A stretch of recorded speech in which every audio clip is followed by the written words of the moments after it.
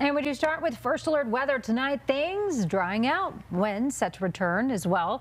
Xcel Energy warning customers of possible power shutoffs in the next few days. We have been so warm and dry. That's not a secret. No, now we have to worry about the threat of wildfires. First Alert Chief Meteorologist Dave Aguilera going to join us with when the threat is the greatest. But we begin tonight with your reporter, Kelly Worthman.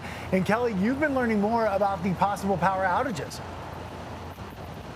Yeah, Michael, Xcel Energy calls them public safety power shutoffs, or PSPS. It may be an inconvenience, sure, but this is all designed to reduce that fire risk. They've actually only done one of these PSPS shutoffs once before. It was April of last year. And I spoke with an Xcel Energy director who says they learned a lot from that. Most notably, he says early communication is critical. This is a tool of last resort for Xcel Energy. We do not take this decision lightly. Xcel Energy meteorologists are working around the clock, and what they're forecasting this week has the company on high alert. What we're seeing is very extreme winds, 70, 80 mile an hour winds along the Front Range.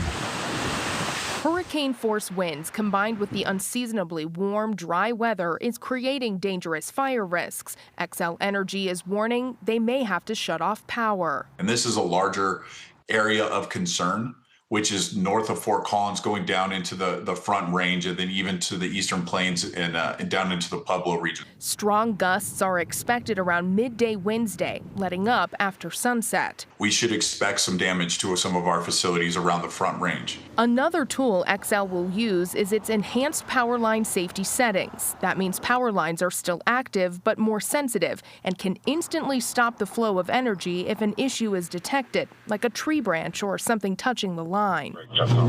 While the company cannot yet say precisely when and for how long power may be out, they want customers to be ready now. And if the lights do go out, crews will be staging to restore power, but only when it's safe. Even once we do get crews out there, please have some grace, as our frontline workers are going to be working in some pretty extreme circumstances.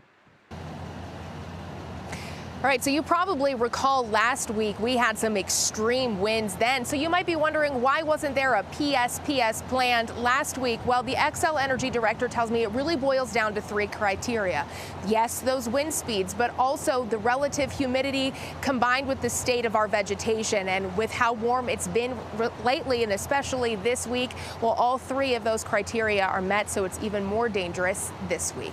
Reporting live in Jefferson County, I'm Kelly Worthman, covering Colorado First. Yeah, certainly concerning. Hopefully getting the word out now will be helpful, Kelly. Thank you.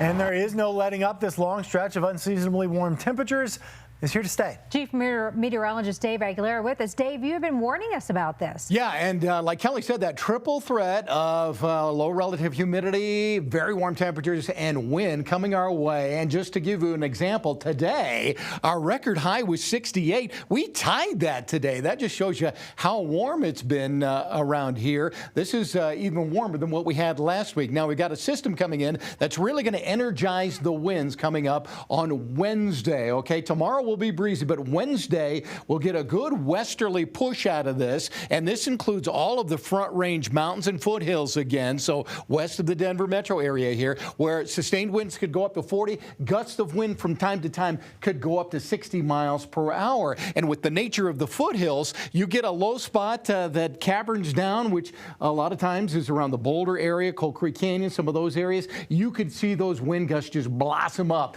in some of those areas, and that's entirely likely on Wednesday. And for that reason, our Front Range foothills and our metro area, Denver down to Castle Rock, all the way up to Fort Collins, has a fire weather watch for Wednesday, where gusts in our area could go up to 60 miles per hour. So Wednesday is the day we really got to pay attention to what's going on. Stick around in the first alert forecast. I'll let you know if we cool down and if the winds will go away this time around. Last week, if you remember, they did not go away all week long. So we'll see if it happens again coming up. Hopefully we'll see a change. Dave, thank you.